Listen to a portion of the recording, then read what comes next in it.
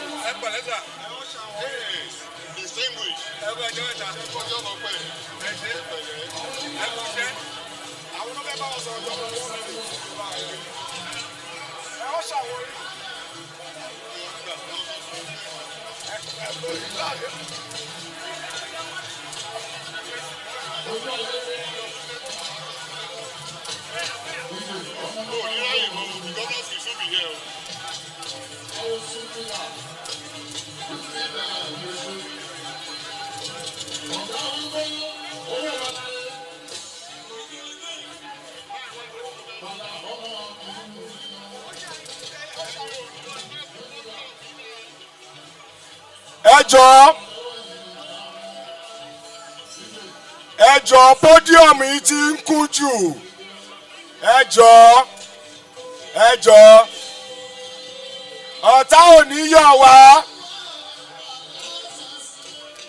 Ẹjọ́ tí àwọn èèyàn wa bá ti ń wọlé, ẹ jẹ́ ká fi àyè sílẹ̀ níbí yìí.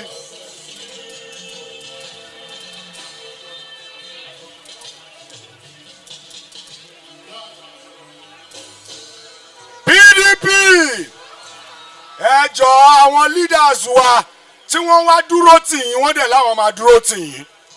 Sẹ́nitọ́ Dúró Fáṣèyí láti Èkìtì wọ́n wà ń bí wọ́n ní ìṣẹ́jú kan láti bá yín sọ̀rọ̀. PDP ẹ̀jẹ̀ ké dáadáa PDP mo kí gbogbo yín. Èkìtì ni mo ti wá ṣùgbọ́n I'm part of Ondo State. I marry here and mo ti ń gbé bí over 30 years. Nǹkan tí mo kàn fẹ́ bá sọ ni pé kò sí nínú wa tí ò mọ̀ pé ẹgbẹ́ tó wà ń tà yìí ẹgbẹ́ APC kì í ṣe ẹgbẹ́ tó dára. Kì í ṣe ẹgbẹ́ tó dára. Ẹ jẹ́ kí gbogbo wa jáde. Ká lọ dìbò. Ká dìbò fún Àjàyí o tó gbégbé PDP. Òun ló lè tù wá lára. Òun ló lè tù wá lára. A ti rí gbogbo wàhálà ìdààmú ìnira tí ẹgbẹ́ APC kó wọ Nàìjíríà. Ìbò yín ìbò mi ló máa lé wọn kúrò. Ẹ jọ̀ọ́ ẹ jáde ká lọ dìbò. Ẹ dìbò fún PDP ní ọjọ́ Sátidé. Òun ló lè tù wá lọ́rùn. Òun ló lè dẹ̀ wá lọ́rùn. Ẹ ṣé wàá dáa fún yín o. Thank you. PDP.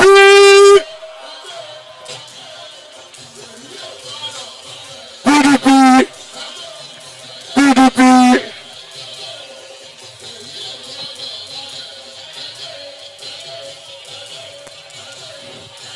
Ẹ ṣé. PDP.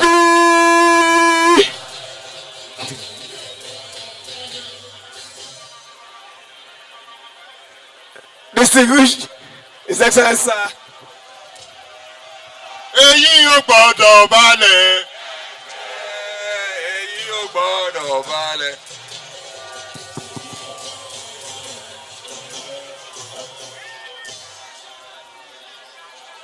PDP!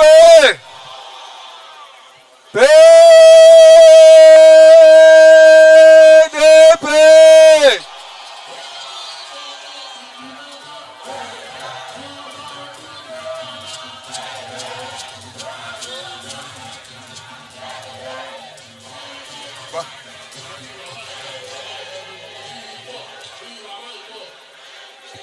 PDP kò ní rẹ̀ yín o.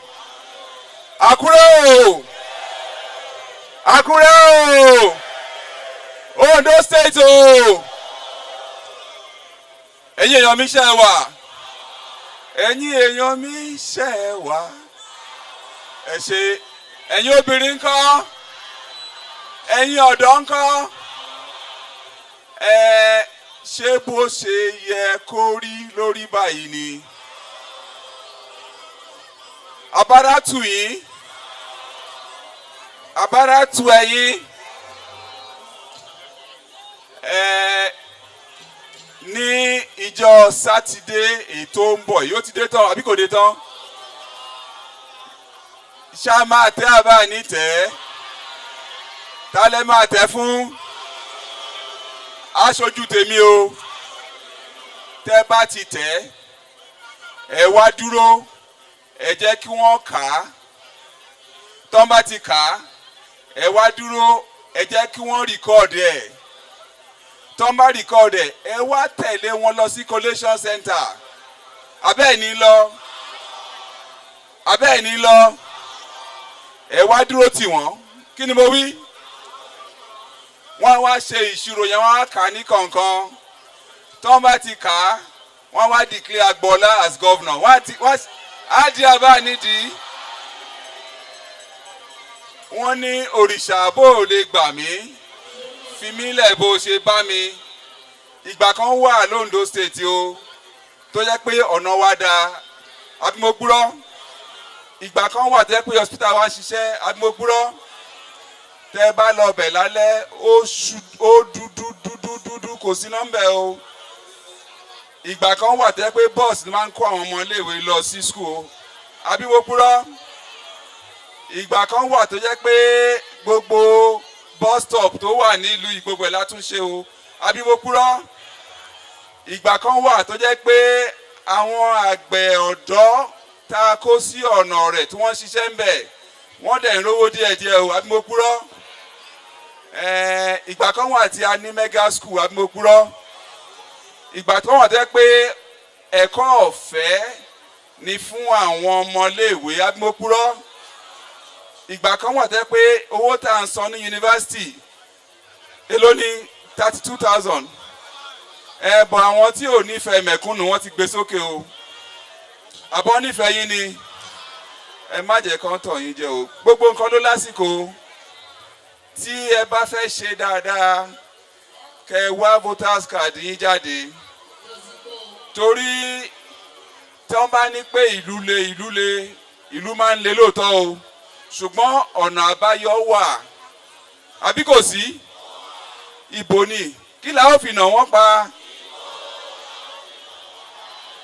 Kí la ó fi nà wọ́n pa? Gbogbo ẹ̀yin ọ̀dọ́ wa, ẹ̀yin lẹ máa dìbò yìí o. Ẹ̀yin obìnrin wa, ẹ̀yin lẹ máa dìbò yìí o. Àwọn àgbà tó lọ́mọ nílé ìwé, àwa ló máa dìbò yìí o.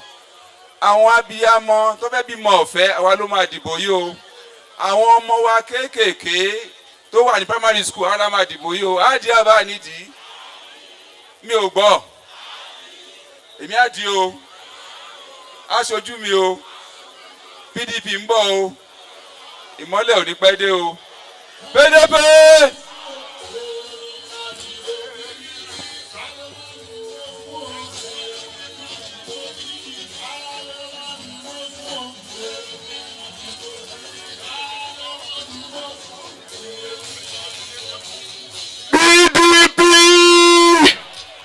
PDP!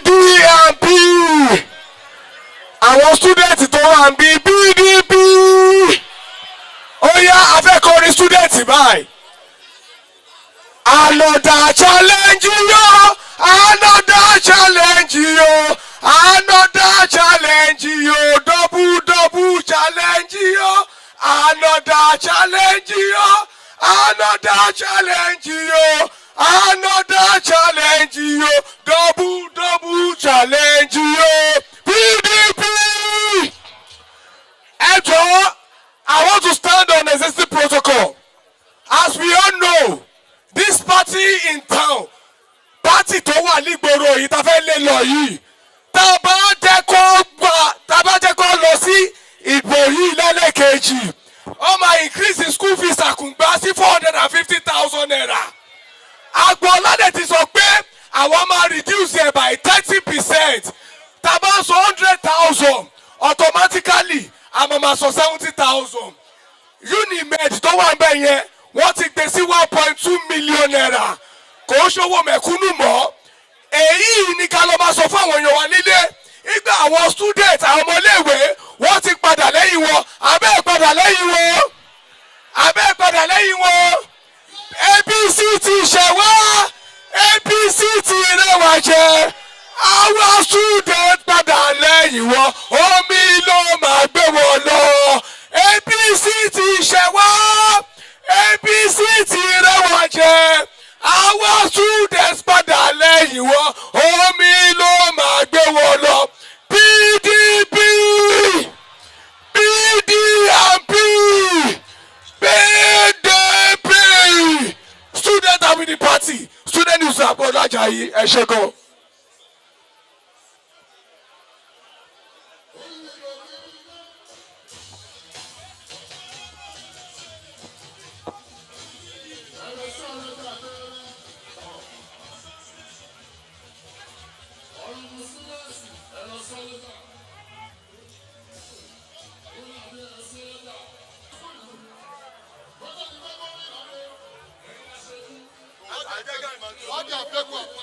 Our governors are here. Ẹ̀yin tẹ́ wà ń bí. Ẹ jọ ẹ make way. Àwọn governors ti dé. Ẹ wo ẹ̀yìn yín mọ́tò governors ti ń bọ̀. Ẹ fi ọ̀nà lẹ̀dẹ̀ kẹ́kẹ́ àwọn governors wa kọjá síwájú. Àwọn gómìnà wa ti dé o.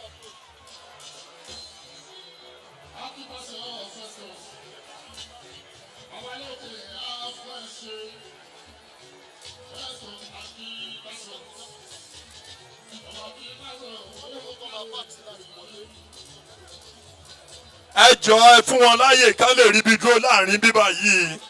PDP, PDP, power to the people, power to the woman.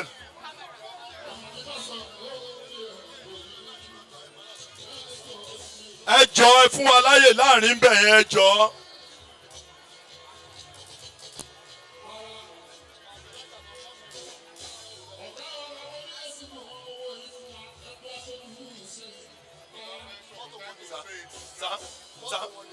PDP, PDP, PDP, ṣé a máa dìbò ní November 16?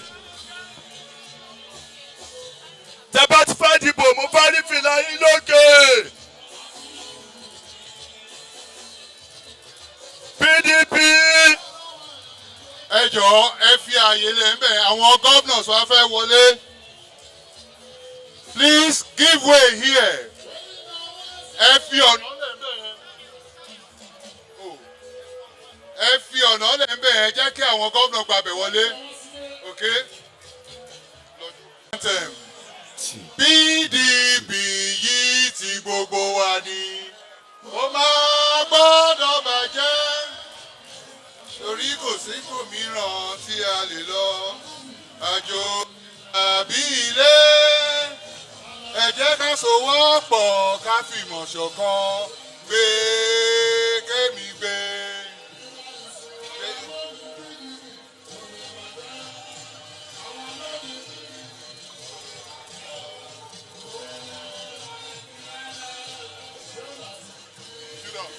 Just carry on.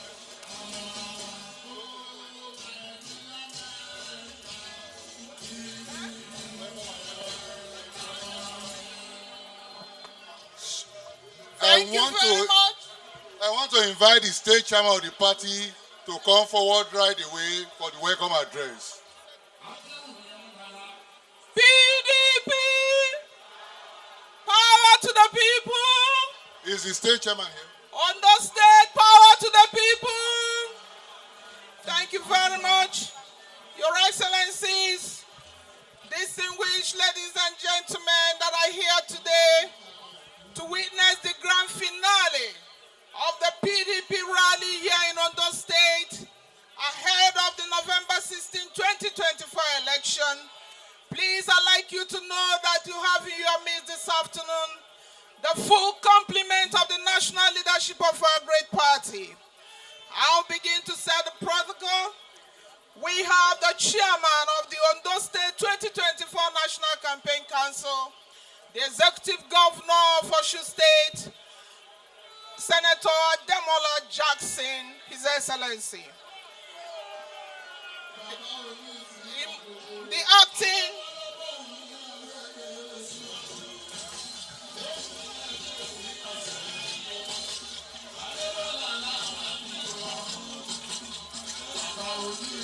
Thank you very much. Please let us set the protocol. The acting national chairman of our great party, Ambassador Umarili Adamago, the Senate Minority Leader, Congress Senator Abamaru, the chairman of PDP Governors Forum, and Governor of Bauchi State, His Excellency Senator Bala Abdul Kadri, Commander of the Order of Niger, Deputy National Chairman South, His Excellency Ambassador Taufik Arakwaja, the National Secretary Senator Samuel Nemekaya, and other members of the National Working Committee here present in their numbers. The Southwest Zonal Host Governor and Governor of Oyo State, His Excellency Engineer Oluseyi Makinde.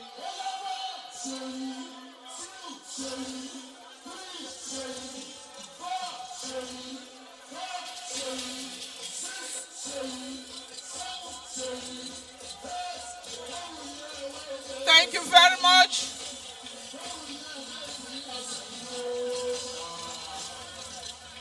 All the governors here for this rally are the governor of Adamawa State, Right Honorable Ahmedu Fintiri, the governor of Plateau State, His Excellency Barrister Caleb Mumfa is here, the governor of Bayelsa State, His Excellency Senator Joe Diri, the governor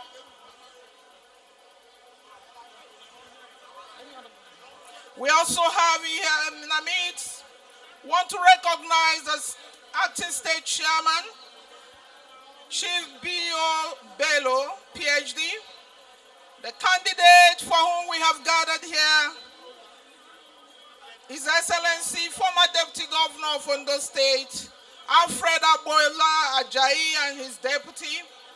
We also have some other state chairmen here.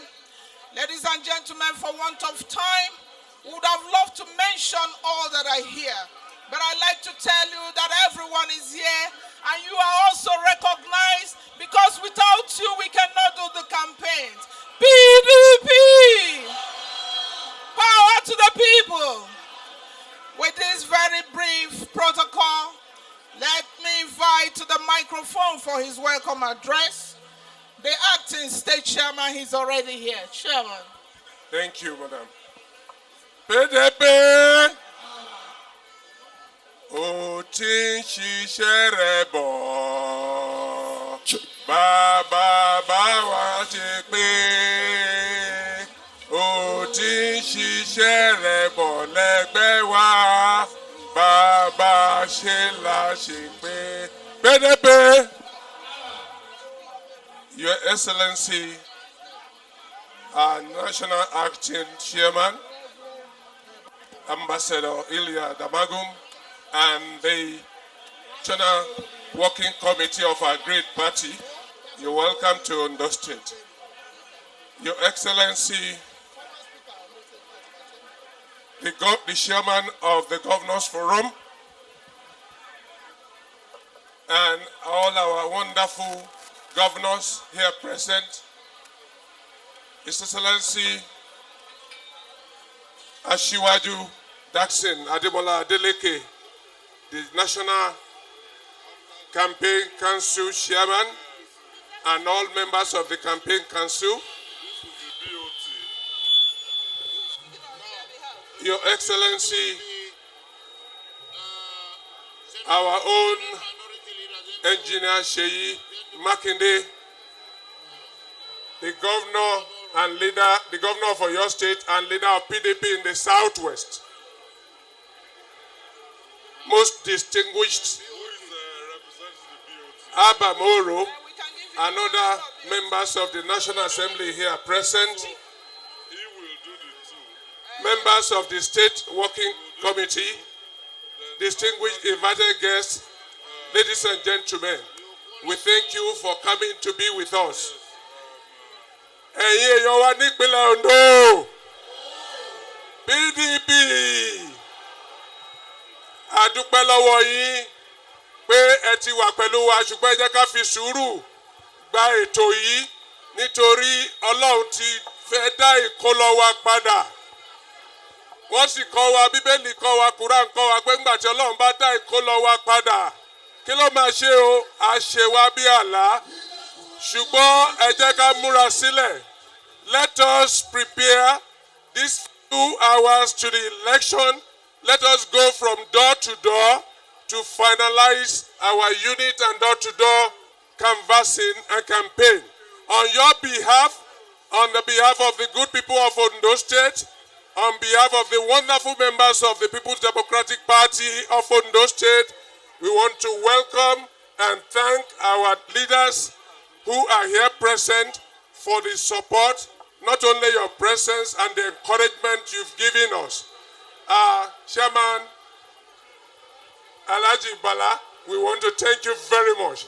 And we believe that our governors, our National Working Committee, and all the national leaders of PDP will be happy and celebrate our victory with our candidate, His Excellency Agbola Ajayi, his running mate, Honorable Festus Akigbaso, come Saturday. And so shall it be in Jesus' name. Mo wire, abi mi o wire. Thank you. Thank you very much. The caretaker chairman of PDP Ondo State. Thank you. Bring it down. Thank you. Before I call the next speaker, I would like to mention among the NWC members, the son of Ondo State, who is in the NWC, Omoba, former member of House of Representatives, Honorable Debo Ologwawa.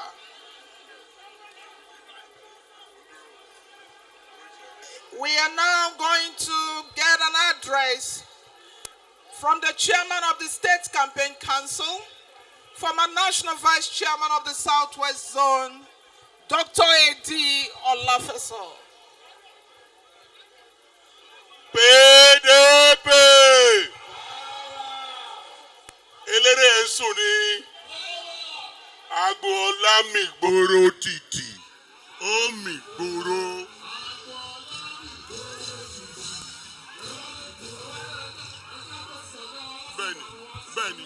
Bẹ́ẹ̀ni.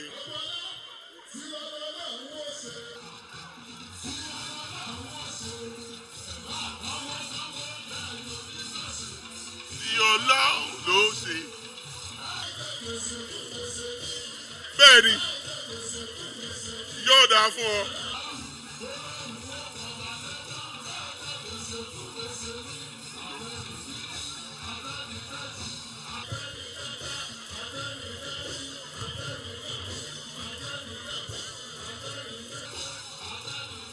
PDP. Thank you, currency. Ó ti tó.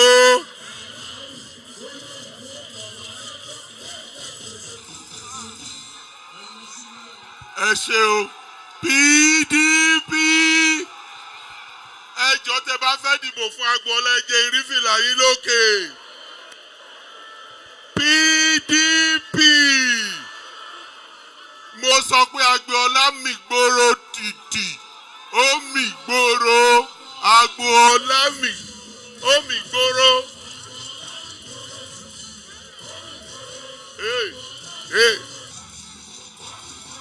Ẹ ṣe.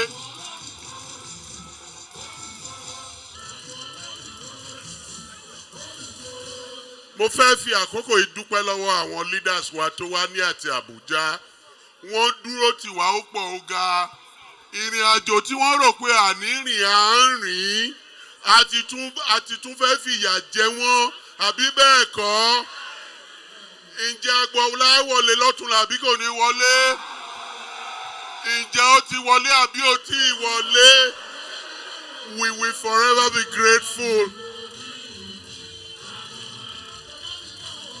Odo.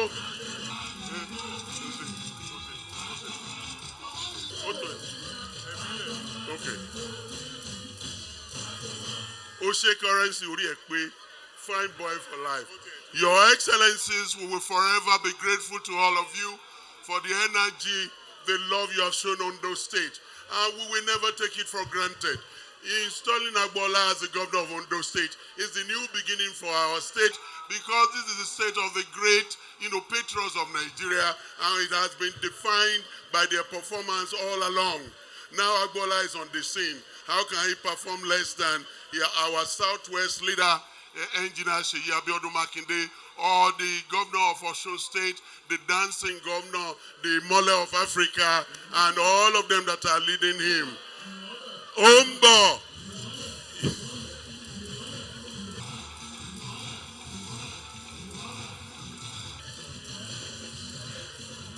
Currency. Yes. Before rounding up, it is all gratitude. There's nothing I want to say to all of you. Without you sitting here, we couldn't have gone this far. And I know fully well on Sunday, the 17th, when Agboola is announced as the governor of Ondo State, we will all celebrate together. I want to thank you so much, Your Excellencies. I want to give somebody a chance to speak to you for 1 minute. He was there. We were recruited by the two governors of the Southwest and the team of all the people that actually made up the campaign council in Ondo State. They have worked their butts out from the beginning to the end. We will do it until we declare him as winner. There is no going back. There is no stopping. Let me welcome my DG1. He's no other person than Clement Faboyede, who has been my boys from the university. Clement Faboyede, DG1. Clement is also my boy. No, he can't be your boy. He can't be your boy. This is my boy. Come here. 60 seconds.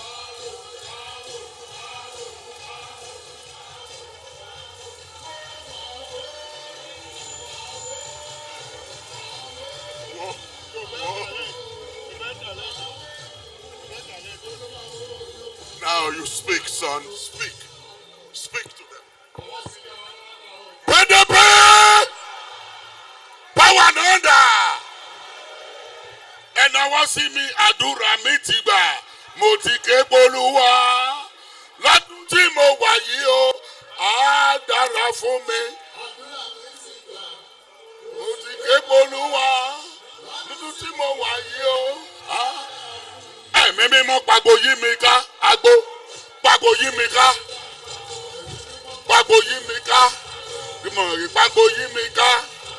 Bless you all. Bless you all. Your Excellencies, you are welcome to Ondo State.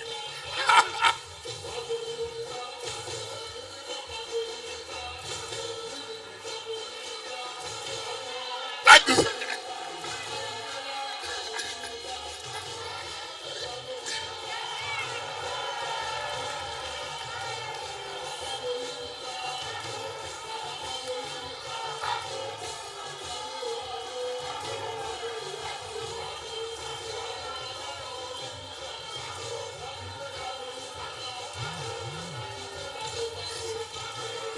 Excellency, I want to thank you, sir.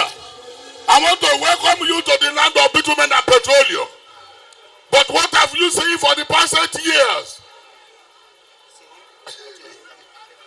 Your Excellency, thank you, sir. We appreciate you. By the grace of God, we are winning. All your efforts will not go in vain in Jesus' name. You are seriously and deeply and percolatively welcome. Thank you, sir. Thank you very much. PDP, power to the people. Before I invite the next speaker, we're still standing on the existing protocol, but I want to make some recognitions. I did mention earlier that we have the members of National Working Committee in their numbers. Permit me to let you know that the Deputy National Chairman South, Ambassador Taufik Arakbaja, I mentioned him, the National Secretary, Senator Samuel Onemekayan, the Deputy National Secretary and former State Chairman of Lagos State, Architect Setoji Kosholdo is here, National Organizing Secretary, Honorable Captain Umar Baturi, National Vice Chairman of the Southeast Zone, Chief Ali Odefa. We also have in this entourage Senator Ladota Markey. We have former Minister Honorable Idi Hong. We also have Honorable Mohammed Imam on this entourage. Moving forward, we'll still have to make some recognition later. Let me invite to the microphone the voice of the Board of Trustees of our great party and that of the National Assembly. It will be presented by former Minister and the Minority Leader of the Senate of the Federal Republic of Nigeria, Senator Comrade Abba Moro.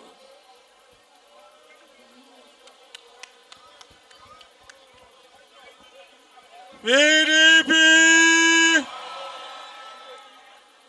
power to the people.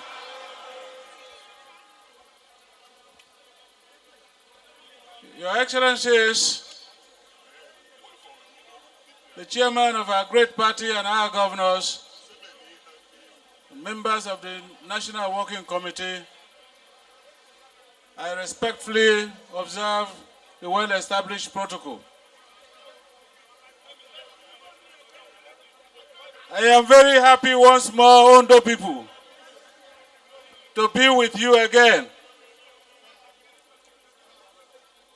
I have been here before with you, stomping from village to village in Akure for our candidate, the AAA, Alfred Ajayi Agbola, who by the grace of God and your support will be governor in the next 72 hours. I speak on behalf of the National Assembly. I speak on behalf of the Board of Trustees of the People's Democratic Party. And just like the excitement that you have in the air around here,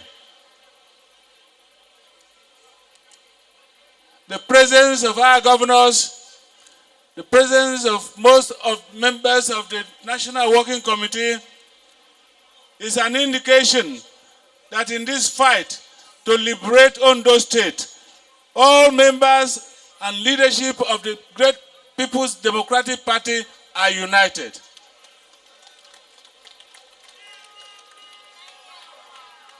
Time was when PDP was in power, and you are living witnesses in this great state that great things happened in this state.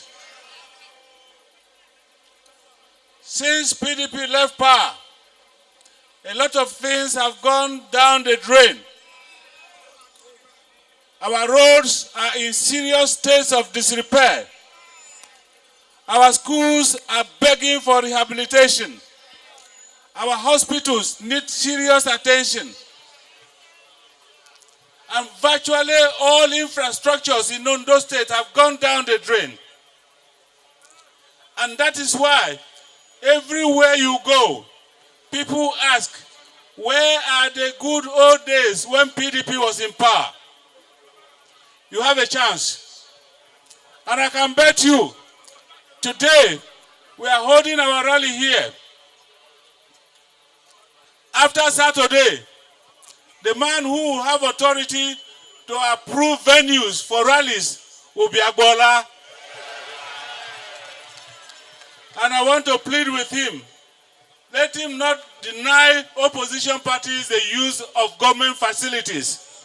Because government facilities are facilities built by our common patrimony. And so, what next do we do? The next thing to do to liberate ourselves from the shackles of this oppression is to elect one man who knows the road. Alfred Agbola has been chairman of local government before. Alfred Agbola has been a member of the House of Representatives before. Alfred Agbola had been deputy governor before. Alfred Agbola has been an acting governor before in this state. That is the man who has seen it all. That is the man who has learned the ropes. That is the man who knows the road.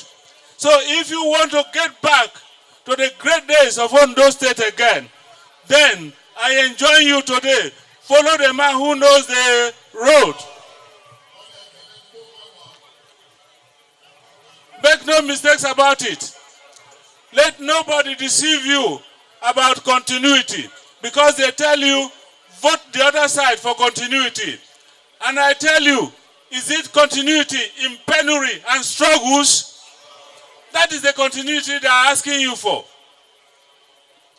They say, if you don't align with the federal government, you will not get your shares. And I say no, because the man who is president today has been an advocate of true federalism. And in a true federalism, every segment of the federal government will have its own share. So do not be afraid. Nobody can intimidate you. Do the right thing tomorrow. Do the right thing on Saturday. Vote Agbola and Fesi as governor and deputy governor for Ondo State. And the good old days will come again. PDP! Just before he goes, last week, the distinguished senator was here. Ó fún àwọn ará oríta ọ̀bẹ̀lẹ̀ ní transformer. Ṣebí a ní senator ní Ondo Central kò débẹ̀ rí, but this is a senator that is distinguished in all ramifications. We thank you so much. Thank you very much. PDP is a pessetter party, the only party with human face. Thank you, sir. We're still moving forward, but I'd like to recognize in our midst the national treasurer of our great party, who is also here, Honorable Yayari Ahmed Mohammed. We also recognize the national woman leader, Honorable Mrs. Darasimi Brian, who has been in Ondo State for days campaigning. We also have the immediate past Deputy National Secretary of our party and the Director General of PDP Governors Forum, Engineer Emmanuel Abo, PhD. We also want to recognize the 2023 governorship candidate of Nasarawa State, His Excellency David Ombo Gado. PDP! Power to the people. Ondo is for Agbola and Fesi, and so shall it be. We want to invite to the microphone for his address the chairman of the National Campaign Council, our own very able governor of Osun State, His Excellency Adeleke Jackson Imole. Imole. Imole.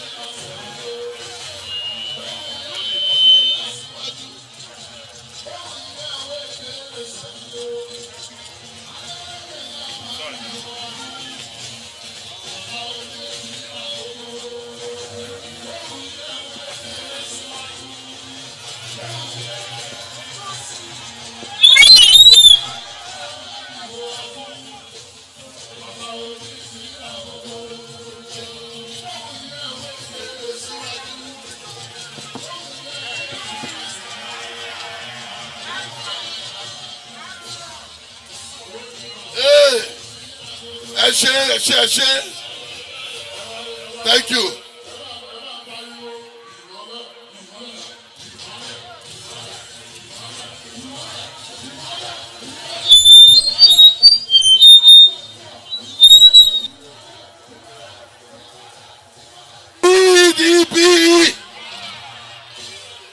PDP. Mi ò gbọ́ yín bẹ́ẹ̀ yẹn PDP. PDP. Mi ò gbọ́ yín bẹ́ẹ̀ yẹn PDP. Power. Power. Power. Power. Power. Power. Power. Olúwa mi mo dúpẹ́. Olúwa mi mo dúpẹ́. Olúwa mi mo dúpẹ́. Ha! Mo dúpẹ́, mo dúpẹ́. Mo wá dúpẹ́ o. Ha! Olúwa mi mo dúpẹ́. Olúwa mi mo dúpẹ́. Mo dúpẹ́. Listen. Èmi nìkan ló yẹ. Ha! Kò lè yé ẹnìkan kan. Ìdí tí mo fi yìn bàbá. Èmi nìkan ló. Èmi o. Èmi nìkan ló yẹ. Kò lè yé ẹnìkan kan. Ìdí tí mo fi yìn bàbá. Èmi nìkan. Alright. Ìwọ lọ́lọ́run mi. Ìwọ ẹlẹ́dàá mi. Ọba àwọn ọba.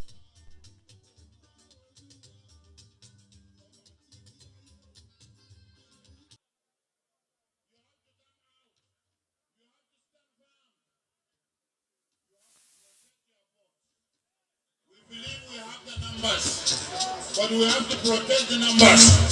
You have seen what they did in Edo. Are you going to allow them? Don't allow them because they will forever put you in poverty. This is a state of knowledge. A state of professors. You don't allow somebody who is an illiterate to lead you. Will you? No. So please, we can't allow them. You should do honor to yourselves. We can only support you. So with these few remarks, I will ask our colleagues, the governors, starting with our host, the leader of the governors in the southwest, Siminalayi, to talk for you. Mákindé ọlọ́run tó lẹ́nu wá bá ẹ̀gbẹ́. Ọlọ́run tó lẹ́nu wá bá ẹ̀gbẹ́. Ṣèyí ọlọ́run tó lẹ́nu wá bá ẹ̀gbẹ́. Ọlọ́run tó lẹ́nu wá bá ẹ̀gbẹ́. Ṣèbọ̀ ọlọ́run tó lẹ́nu lòdò ṣúgá. Ọlọ́run tó lẹ́nu lòdò ṣúgá ò ṣèyí. Ọlọ́run tó lẹ́nu wá bá ẹ̀gbẹ́. Ọlọ́run tó lẹ́nu wá bá ẹ̀gbẹ́. Ọlọ́run.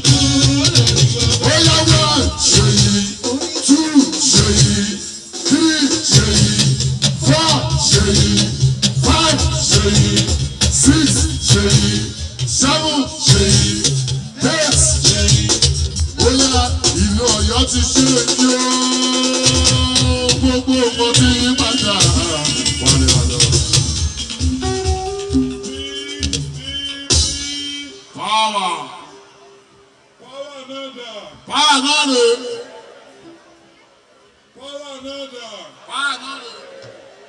Ẹ̀rọ ìlú power náà ẹ̀rọ ilẹ̀ kiri.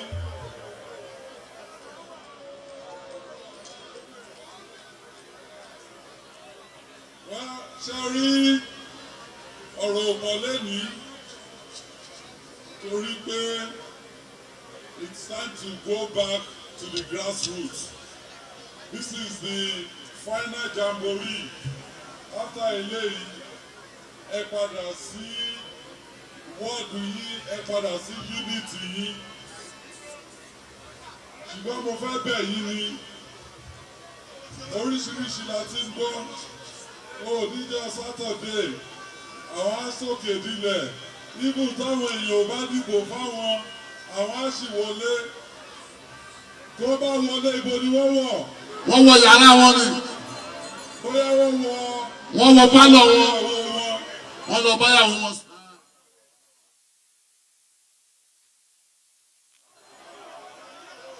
wọ́n níyàwó lé ẹgbà mi ó wọ́n níyàwó bàbá mi ó wọ́n níyàwó bàbá wọ́n ti ẹ̀ níyàwó yeyeyeyeye.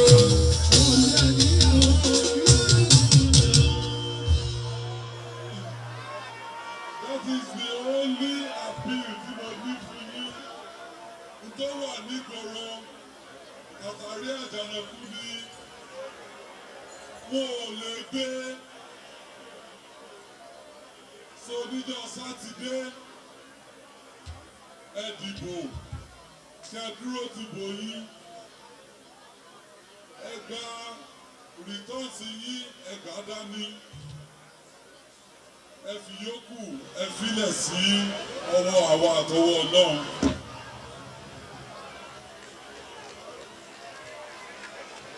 Agbo aláti wa lọ láwọn ó ṣe tí wa lọ láwọn ó ṣe ẹ̀bá ìnáwó náwó kẹ́yìn onígbèsè tí wa lọ láwọn ó ṣe ṣèyí bá fi dé ọmọ Látúbọ̀sún tí wa lọ láwọn ó ṣe agbo aláti wa lọ láwọn ó ṣe ẹ̀bá ìnáwó náwó kẹ́yìn onígbèsè tí wa lọ láwọn ó ṣe. Ẹ jọ̀ọ́ ní ìjọ Sátidé ẹ má bá wọn jà o. Kí ni ká ṣe? Ẹ má ṣe bá wọn jà o. Ìbò yẹn ni o. Ẹ má ṣe bá wọn jà. Ìbò yẹn ni o. Ẹlẹ́gbẹ́ má ṣe bá wọn jà. Ìbò yẹn ni o. Abẹ̀yẹ má ṣe bá wọn jà. Ìbò yẹn ni o.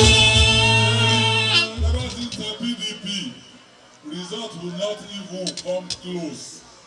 Omi á pọ̀ ju ọkàn lọ. Ẹ ṣeun, Ọlọ́run wà pẹ̀lú yín. Ẹ bẹ̀rẹ̀ sí ní máa ronú ohun tí ẹ fẹ́ ṣe nínú ìjọba Agboola Ajayi tó ń bọ̀. Ẹ tó fẹ́ jẹ kánsílọ̀, ẹ tó fẹ́ jẹ kọmíṣánná, ẹ tó fẹ́ jẹ special adviser. Ẹ lọ́wọ́ àṣọ fún ìyàwó yín sílẹ̀ ilé àtàwọn ọkọ yín pé láti jẹ́ Sunday o, it will happen. Ẹ jẹ gbèsè kú gbèsè ní. Ẹ jẹ gbèsè kú gbèsè ní. Aláàrú ló lè wú ọmọ ọba lọ́jà. Ẹ jẹ gbèsè kú gbèsè ní. Ṣèyí bá ti dé ọmọ Látúbọ̀sún. Wọ́n jẹ gbèsè kú gbèsè ní. Wọ́n jẹ gbèsè kú gbèsè ní. Aláàrú ló lè wú ọmọ ọba lọ́jà. Ẹ jẹ gbèsè kú gbèsè ní. Thank you. Ọ̀gá wa ló ń sọ̀rọ̀. Thank you. A gbọ́dọ̀ dákẹ́. Thank you. PDP. PDP. Power to the people and the good people of Ondo. We are here again once more to come and support you and urge you not to be intimidated on Saturday. Come out in mass and support Agbo Fesi candidate for the good people of your state.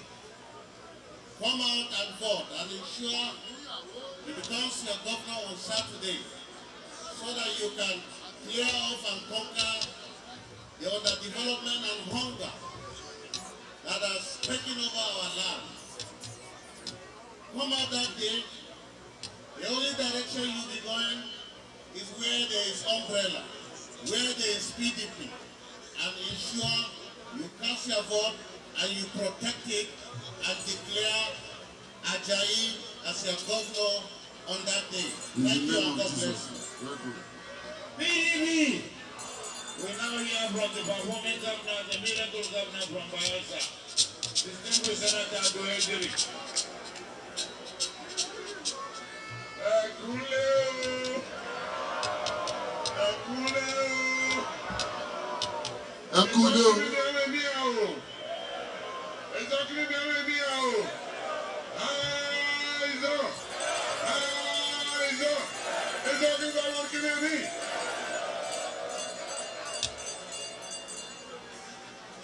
Freedom comes only by struggle. Freedom comes only by struggle. Freedom comes only by struggle.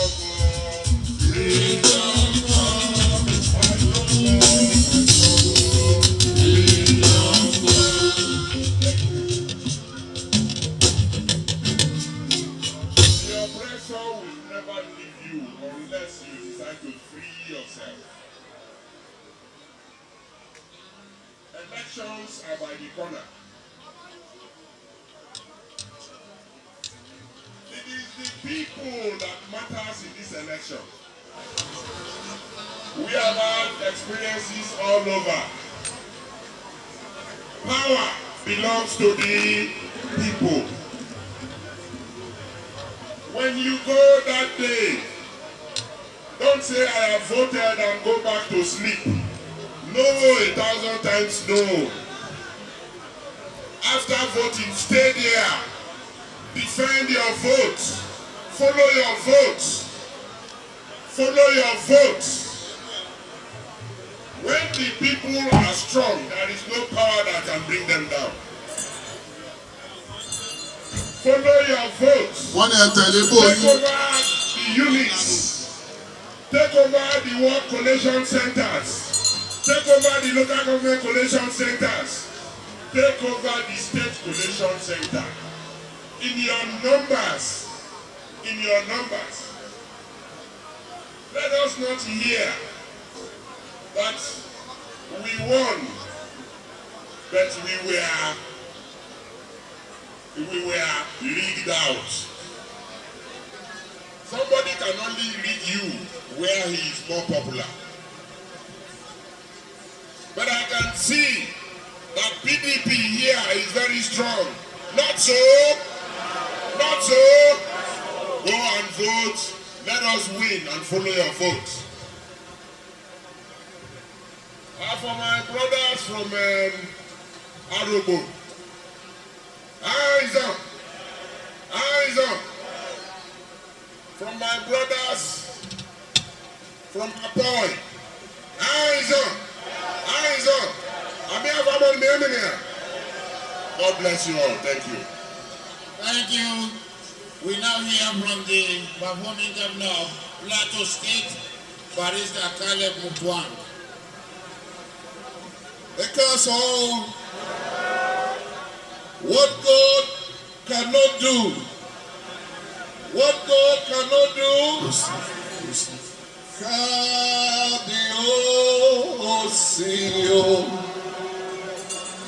you are Lord of the heavens and the earth.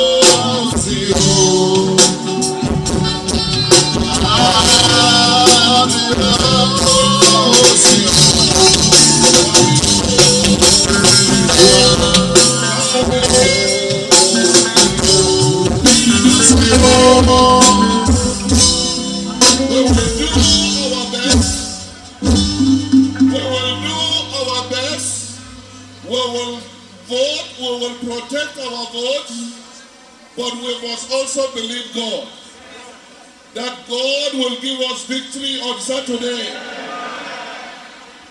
and that Agbola will become governor of Ondo State. God bless Ondo people. PDP, my people, all the PDP governors in the goodwill, they are with you. Some have not been able to be here, but they are here in spirit. And we believe the two performing governors, you see what they are doing in the southwest. They have stood out, Seyi Makinde and our dancing governor. We need a third governor to assist them further. We can have a tripod. Thank you very much. God bless you. Everything is gonna be alright. PDP don't worry about it. Sing along with me. Every little thing, hey, gonna be alright. PDP don't worry about it.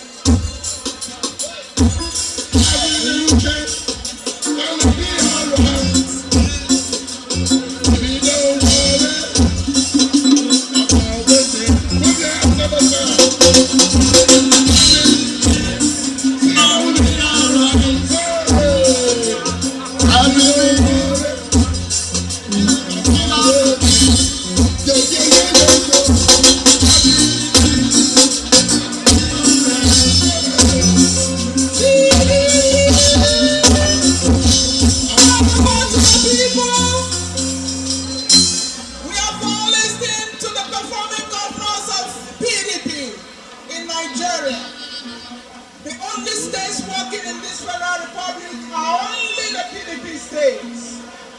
And come Saturday, PDP will have to take over Ondo State for the betterment of Ondo State. So our governor, don't worry, everything will be all right. Just do the right thing.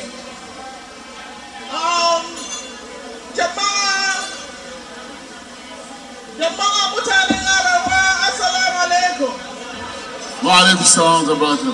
Kafin mu iso nan, shugaban jam'iyya da gwamnati da shugaban wurin sun sa da mutanen Arewa a shan PDP National Secretariat. So a yanzu muna so mu kira wanda zai mana magana a batun Igbo community. Ladies and gentlemen, what I simply said is that before we arrived here, the national chairman and all the leadership had a meeting with the Hausa community at the party secretariat. On behalf of the Igbo community in Ondo State, we want to invite for 2 minutes a face that we know very well in the Nollywood, who has been in Ondo State for days working. We want you to recognize Honorable Rita Oji. Ndi Igbo ekele, Igbo kele, Igbo mọnụ, Igbo zụọnụ, Igbo kachanụ, PDP. Ubekwenu. Salaja, salaja.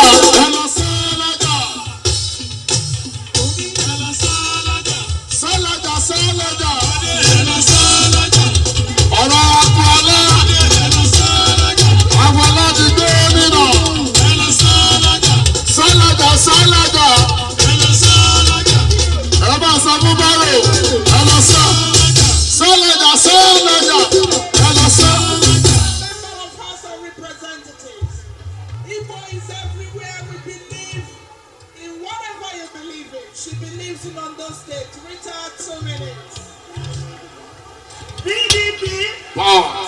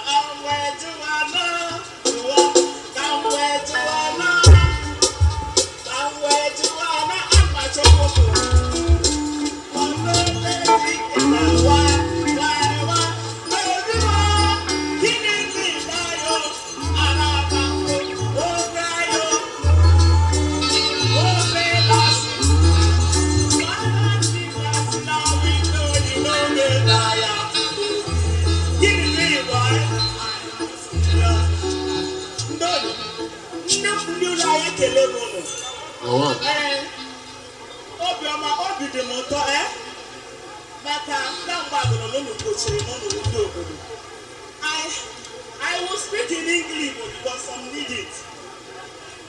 This man that is here is our Fubara candidate. What did you say that day? Nice to be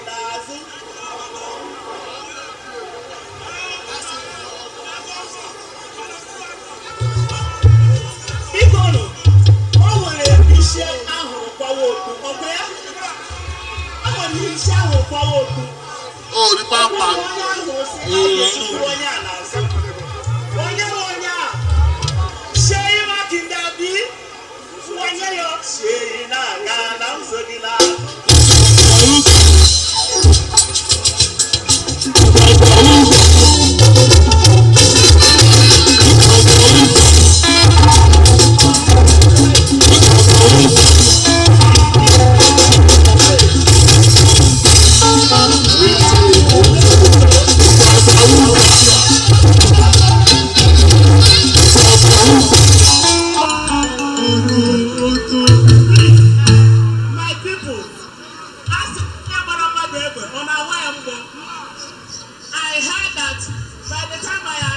yeah? In Ondo State, 4 days, they appointed 4 essays.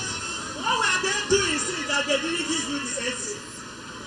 Must it be that the group that comes to Ondo, they give you 4 essays? People, onye chikulowe ejogu.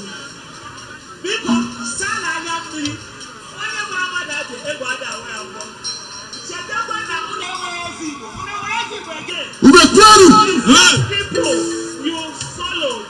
After they won, they remove all your ezimo. You are ezimo-less now. Don't make the mistake. When you are late and over, you go do it. They will start crediting your account from tomorrow. And then collect your money, now your father's money. No throw away. You hear me so? But the money when federal government say they use work for you, they know what. So the alert will start coming. Collect. It is insult for somebody to tell you that you vote and cook soup. So if you vote and you cook soup for what? Is it not a cost? Please, if you enter your pocket, collect. We did it in Ajengule. He entered your pocket, we will collect and they forget it. I mean, collect, sharp, and go and vote for me. You know for your state, that's why you want to be like for your state. Until you allow this one, you will be like for your state. Obìnrin gbọ́ ti gbọ́, obìnrin gbọ́ ti gbọ́, obìnrin gbọ́ ti gbọ́, obìnrin gbọ́ ti gbọ́, ìgbàgbọ́ wúgbọ̀,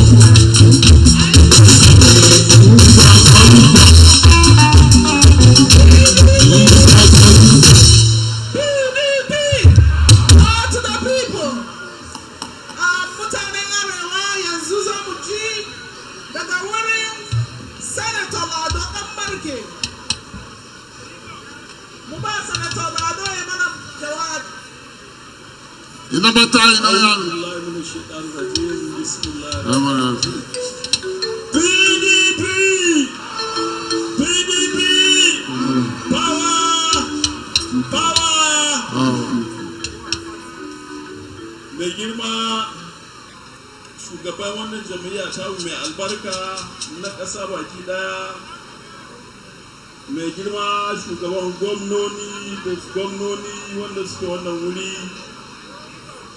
masu girma 'yan gwamnatin zartawa na wannan jami'ar mai albarka, dan takararmu na gwamna na PDP da sauran jama'a al'umma wannan gari mai albarka na Ondo.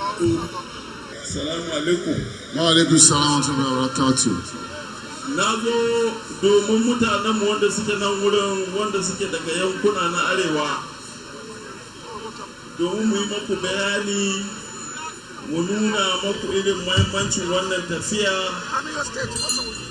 wanda kun sani cewar ainihin da ake ciki ba ma sai an yi maku bayani ba. Kowa ya san halin da ƙasar nan take ciki. Kun san irin jagorancin da PDP ta yi a lokacin da take karɓar mulki, kuma kun ga irin yadda tsintsiya ta kawo matsaloli a wannan ƙasa baki daya. Don haka ya zama wajibi ku tashi tsaye ku zaɓi wannan ƙwararren ɗan takara namu. Za ku zaɓe shi. Are you going to vote for him? Are you going to vote for him? Briefly, what I've said in Hausa, I'm here, I'm from Katsina State. I was the governor candidate of PDP of 2023 election.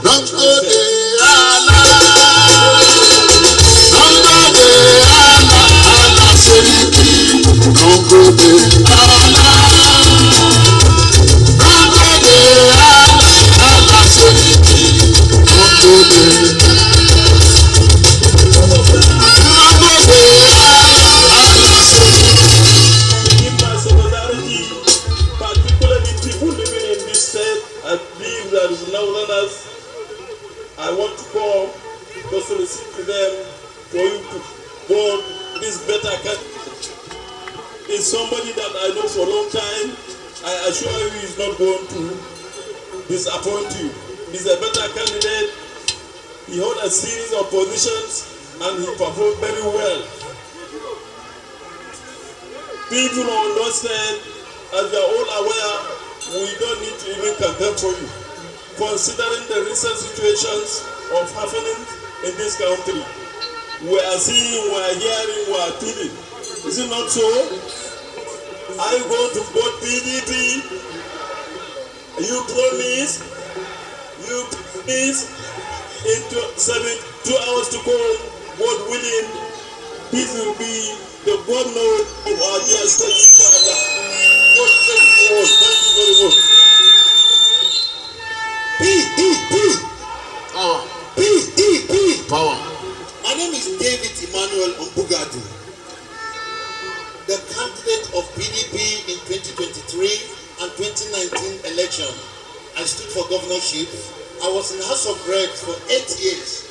Everything that I've ever achieved in Nasarawa State, the secret and my guide, my mentor is your governorship candidate.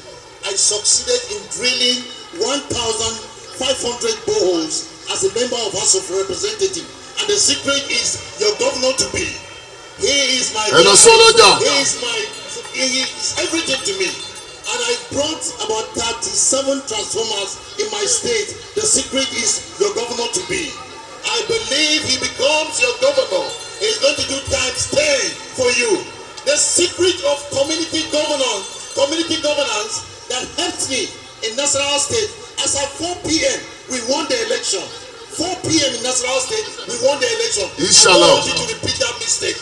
What made those women come out and protest for their mandate? I don't want you to repeat that mistake. You must stay with your vote.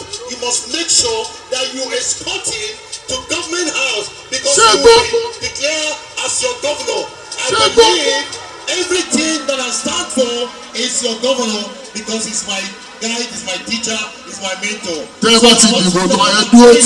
say congratulations to your governor, to my boss, to my good friend. Thank you very much.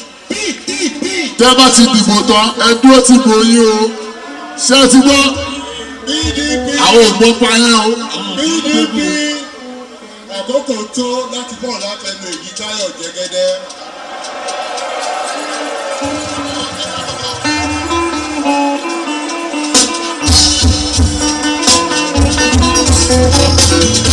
Lọ́dọ̀ ajá tó ń fojú dẹ́kun, ó fi mú sẹ́yìn.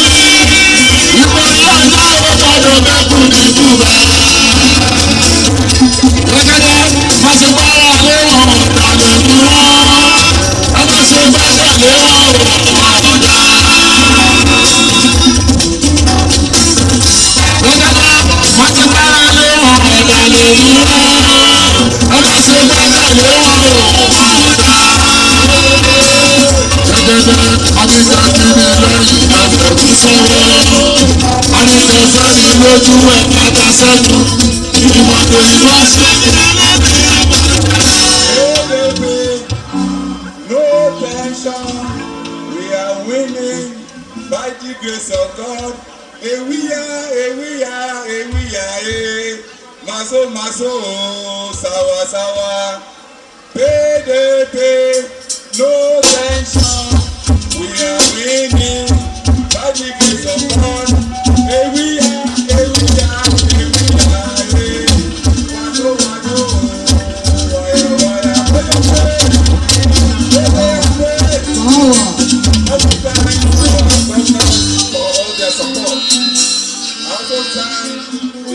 National Chairman for making this a special case.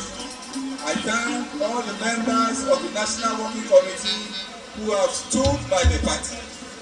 And I thank Akure too for giving required leadership. Now, the APC people are on their way out. Are they not on their way out? What's it long? I also learned that some people who have joined them. They have joined them on the way out of government house. By the grace of God, PDP will come to power come Sunday because the voting will be on Saturday 16th. The result will be announced on Sunday and Akure will be declared the governor of the state. Adi Abanidi. Tabadi Aduroti.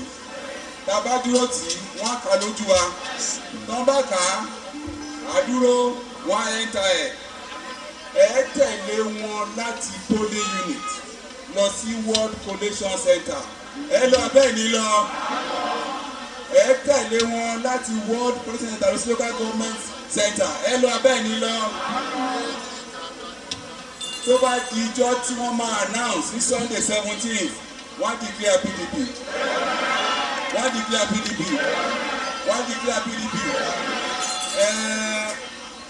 Candidate wa. Ẹdúró. Wọ́n ṣe àwọn kó ní experience tó pọ̀. Ó mọ̀ bí wọ́n ṣe ń ṣe ní APC. Torí ó wà bẹ́ẹ̀ ni àbí kò sí bẹ́ẹ̀ ni. Ṣé mo kúrọ́ ni? Ó wà ní PDP tá a ti wá ṣiṣẹ́. Ó dẹ̀ ṣiṣẹ́ gan-an àbí kò ní ṣiṣẹ́. Á dì fún abá dídì fún. Àwa garanti kí ni mo sọ?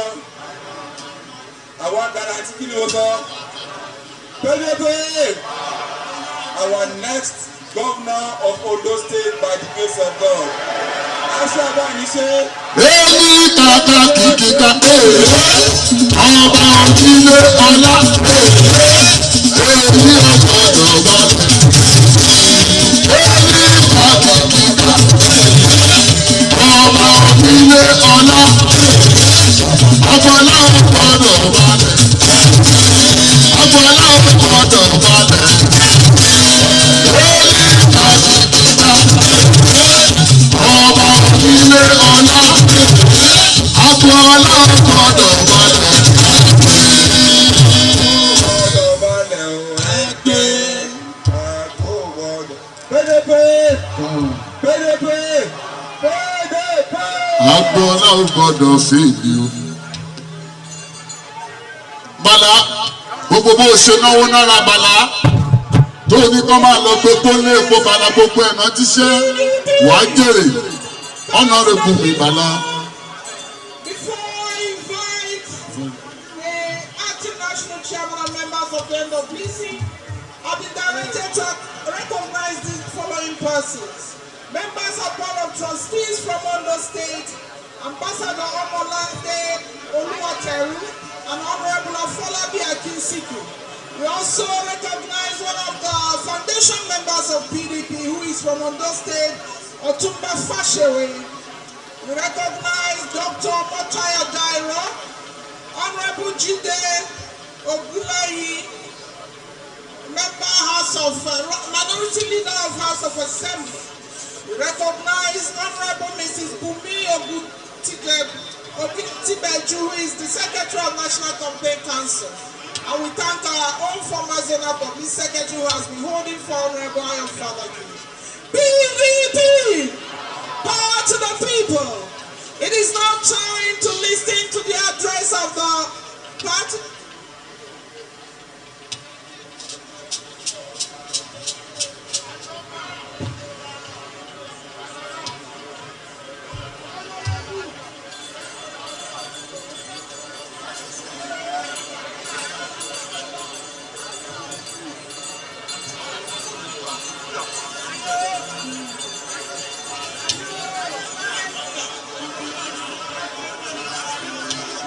Ẹ̀rọ sọ́lọ́jà sọ́lọ́jà sọ́lọ́jà ẹ̀rọ sọ́lọ́jà sọ́lọ́jà sọ́lọ́jà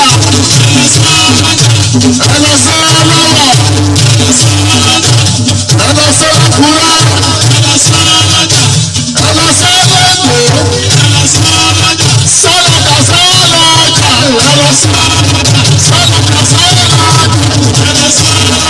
sọ́lọ́jà sọ́lọ́jà. Ẹ pariwo débọ̀ débọ̀ débọ̀ débọ̀.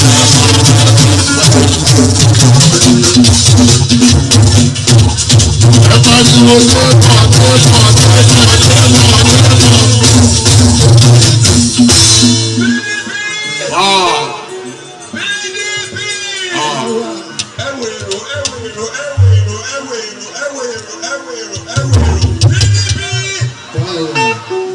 Afẹ́ kọrin ayọ̀ ni o. kọ́rẹ́nsì àwọn pàdé ní sátọ̀dé a ó sì jọyọ̀ agboola ti wọlé. a ò pàdé ní sátọ̀dé a ó sì jọyọ̀ agboola ti wọlé. a ò pàdé ní sátọ̀dé a ó sì jọyọ̀ agboola ti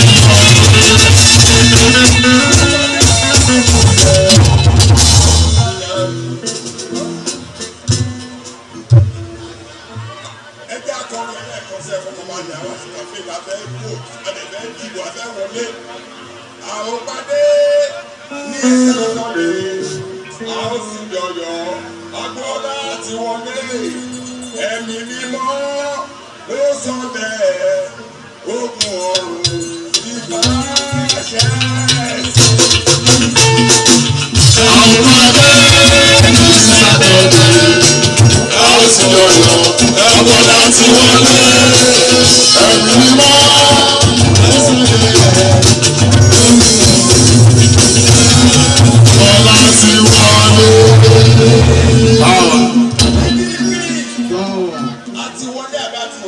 Àti wọlé. Torí àwọn ìyá tó wà tà àdúrà kan. Àwọn ẹni tí ò bá níyàwó ò lè mọ bí ìtọ́jú wọn ló dàbí. Àwa níyàwó. Àwa lọ́kọ. Wọ́n máa ní nǹkan wọn lọ́jà. Ẹni tí ò bá níyàwó ìyàwó ẹ̀ ò ní pé ìgboro dàrú àbẹ́ kan. Tó ń jáde sátidé ká lọ. Ẹ lọ sọ́lọ́jà. Ẹ lọ sọ́lọ́jà. Sọ́lọ́jà sọ́lọ́jà. Ẹ lọ sọ́lọ́jà. Gbé wà níyàwó lé. Ẹ lọ sọ́lọ́jà. Sọ́lọ́jà sọ́lọ́jà. Ẹ lọ sọ́lọ́jà. Sọ́lọ́jà sọ́lọ́jà. Ẹ lọ sọ́lọ́jà. Ẹ já bá wọn sọ́lọ́jà.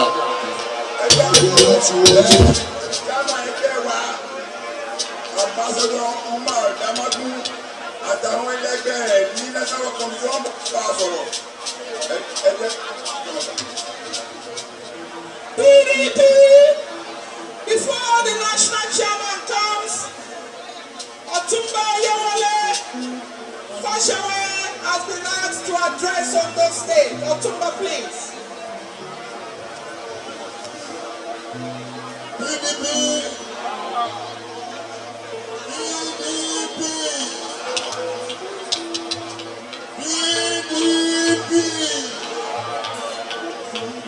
Ọ̀pọ̀ wá ní ìta wọn wò wá bí tí. Ọmọ lọ́wọ́ tọwọ́ ṣe ọmọ nílé bàbá mi má sọ̀rọ̀ ẹnu ẹ. ọmọ mádàmú afẹ́gbọ́ ọ̀pọ̀ wá ní ìta wọn wò wá bá ti yẹ fásáwẹ̀.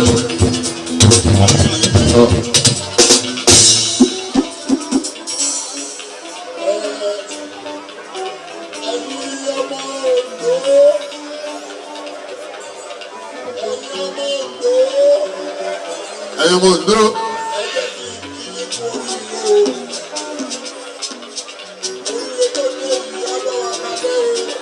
Àmì.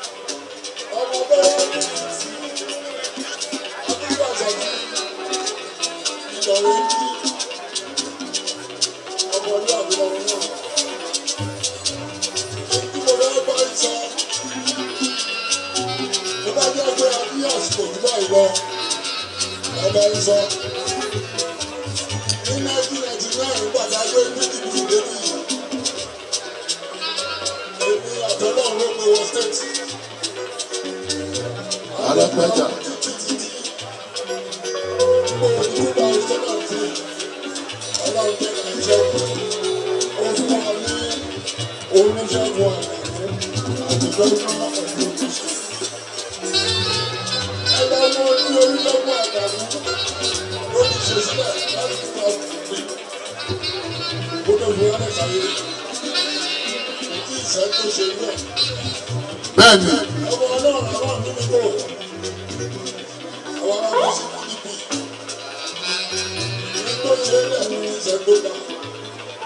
gbogbo jẹ́ PDP state ìgbà jẹ́sọ̀ ìṣàkóso.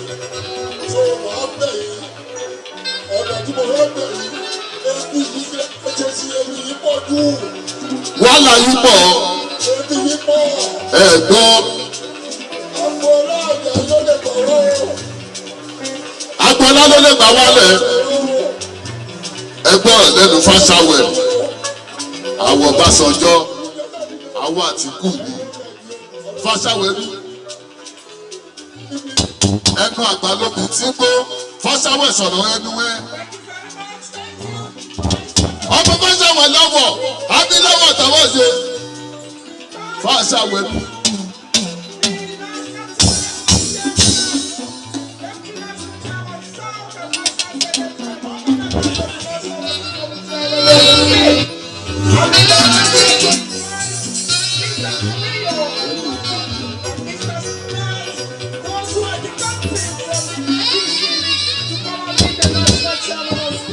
Alápàdà.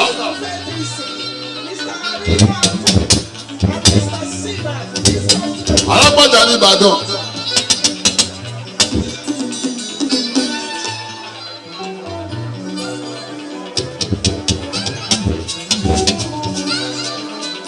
Ọmọlágadé Tàfíkì Alápàdà bàbá wa.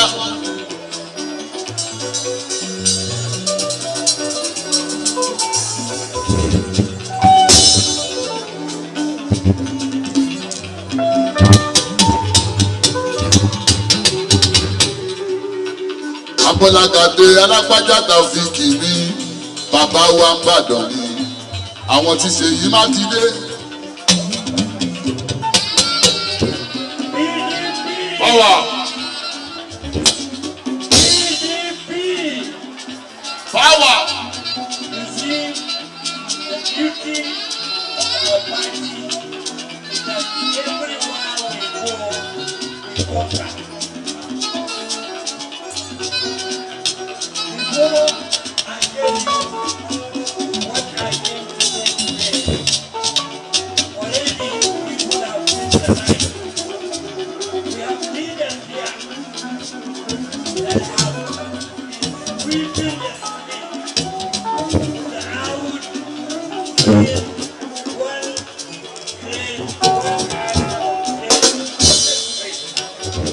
They keep that group in their hand. They say they have left the APC and joined us.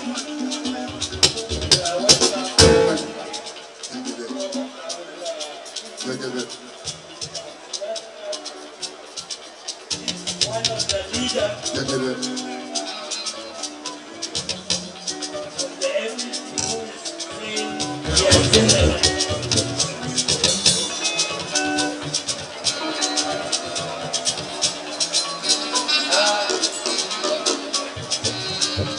Mr. Olosi is also saying he has seen the light. Anger don't kill us. We want job. Say, only PDP will give us food. So he's coming back.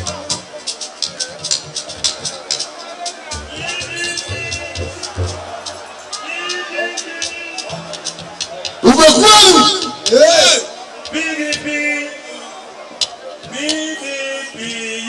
Tí gbogbo wa ní. Tó máa bá bàbá jẹ́. Orí kò sí kò ní ọ̀run tí a lè lọ. Àjòlè gbà mí. Ẹgbẹ́ ká sanwó pọ̀ ká fi máa sọ̀gbọ̀n. Ìwọ́n ń bá. Ó yá àwọn alóòdì PDP kò lè bàjẹ́. Àwọn alóòdì PDP kò lè bàjẹ́ o. Ó máa ní ọmọ ẹ̀ta. PDP làwọn wà, ọmọ làwọn. PDP ẹni wọn yóò dìbò fún. Tani wọn dìbò fún. Agodi ká dìbò fún.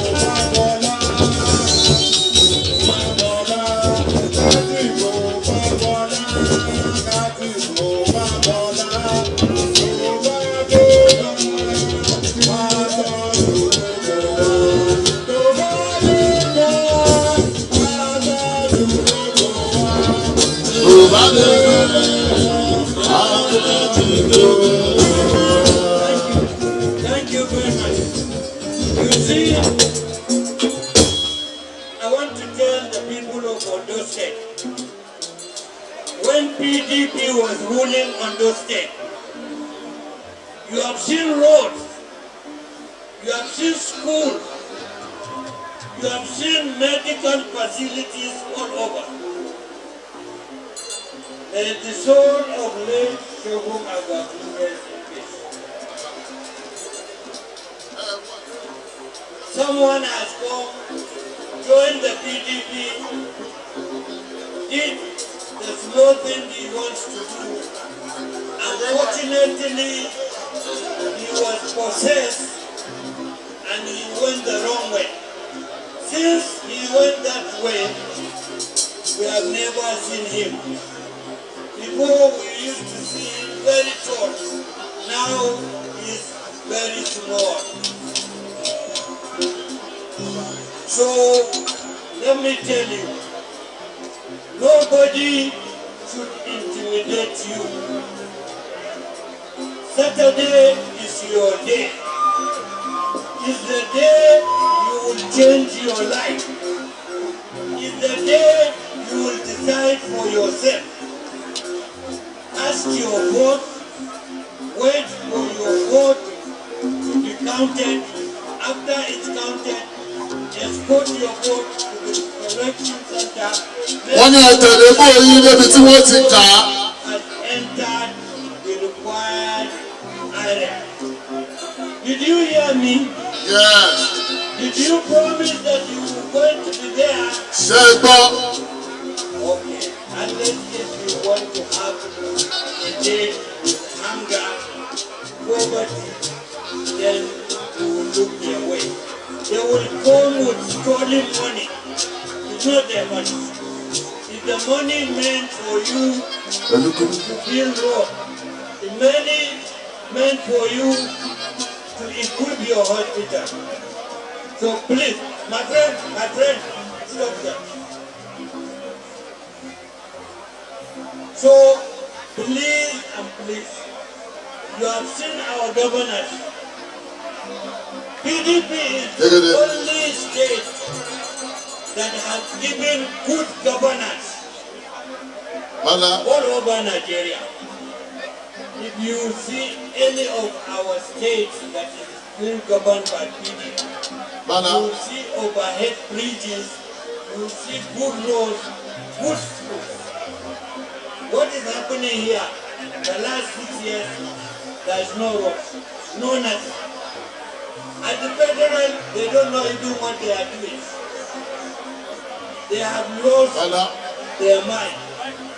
They don't know how to run the economy. That's why you are wallowing in poverty. So please, this is the first step when you bring Abola Ajayi. Success. You will come and help his brother. Abola Ajayi success. PDP has changed this country. Today, PDP has brought you GSM. But you can't buy data because you don't have money. They brought you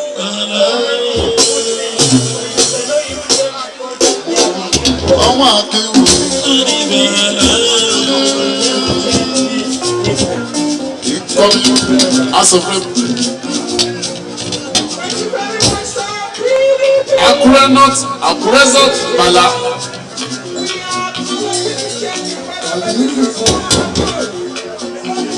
Follow, Bala. Bala ní kọ́ fún gbogbo wa lẹ́kọ̀ọ́. Gbogbo ọlọ́kadà. Ó ní kọ́ fún wa lẹ́kọ̀ọ́ l'Àkúrẹ́.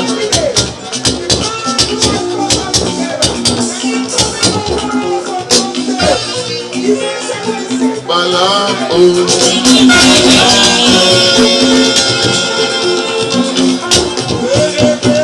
Power, success.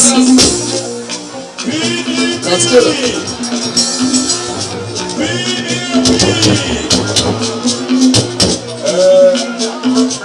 Abola Wálé. Thank you, thank you. The acting national chairman of our party, Ambassador Barongo, the chairman, PDP Governors Forum, our leader, the governor of Bauchi State. I thank you, sir. The governor of Oyo State, our leader in Southwest. Ọmọ àárín o. The governor of Oyo State, Engineer Seyi Makinde. Ọ̀gá wa nìyẹn.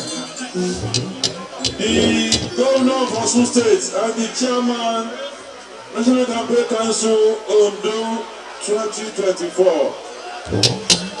Ẹni ìmọ̀lẹ̀. Ìmọ̀lẹ̀. Ẹni ìmọ̀lẹ̀. Ìmọ̀lẹ̀. Ìmọ̀lẹ̀. Ìmọ̀lẹ̀. Ìmọ̀lẹ̀. Ìmọ̀lẹ̀. Ìmọ̀lẹ̀. Ọ̀rọ̀ wà. Ìmọ̀lẹ̀. The governor of Plateau State, our leader. I thank you, sir. My brother has left, but let me recognize him. The governor of Bayelsa State. All other PDP leaders, I want to thank you. Let me recognize my deputy, Okuta Idari. Ẹni fẹ́ sí èrò, bí wọ́n fẹ́ kí yín ní ọmọ oṣù. PDP!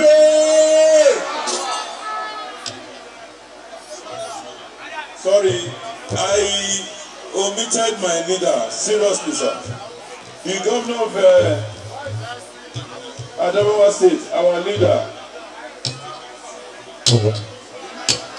My leader, I greet you, sir. My wife, Babetani Agbona, and the wife of the deputy governor. Ṣé ẹ mọ̀ pé àwọn méjèèjì á níyàwó ìkan tí ẹ fẹ́ kó lọ nìyẹn? Pàdé ọ̀gá. Mo dúpẹ́ lọ́wọ́ àwọn leaders wa gbogbo ní Ondo State. The chairman of our party, all our leaders, gbogbo ọmọ ẹgbẹ́ wa ẹ ṣé o.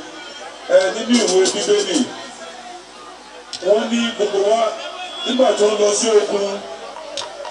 Wọ́n ka gbogbo nígbà tó padà wá ka gbogbo ọmọ kò sínú wọn tó dín àbí we thank God for that. We have traveled left and right of this state night and day every time. A gbọ́ pé mọ́tò wa pààyàn rí o. Bẹ́ẹ̀ni.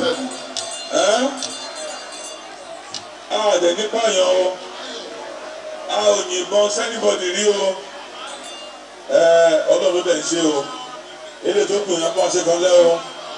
Ìbò di ọ̀túnla. Má gbogbo wa ní agent lọ́jọ́ yẹn o.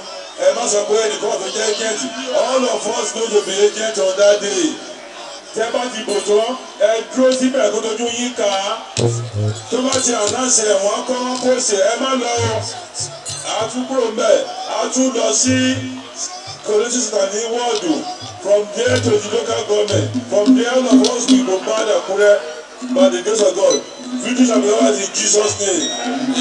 Lẹ́ẹ̀kan sí, ẹ̀yin obìnrin, ogun yóò kí tí o, àbí ẹ̀jẹ̀ ajáde ní agbára Ọlọ́run, ọmọ tí náà sóríire o. Ní fi ẹ̀jẹ̀ yín dìbò ẹ̀yin youth wa, ní fi ẹ̀jẹ̀ yín dìbò.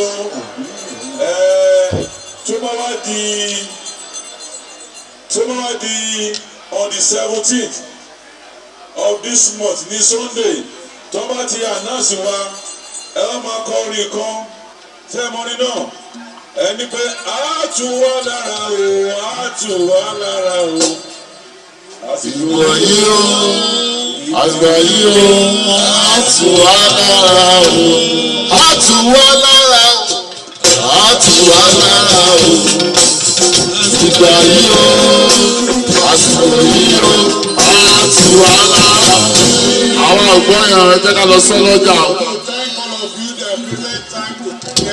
Ọ̀gá wa Ṣèyí Mákindé, ọ̀gá wa Adeleke, ọ̀gá wa Ṣèyí Mákindé, ọmọlá Ọmọlátúbọ̀sùn. Ọmọlátúbọ̀sùn. Ọmọlátúbọ̀sùn. Ọmọlátúbọ̀sùn.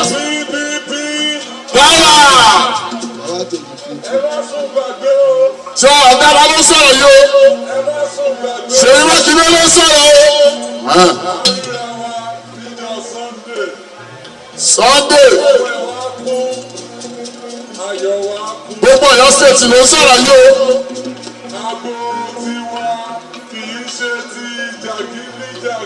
Wàhálà ìlú Ọ̀yọ́ ti sùn. Kì í ṣe ti jàgídí. Ó súnmọ́ àlùjọ́nà, àgbo tiwa. Kì í ṣàgbo jágbàjàgbà.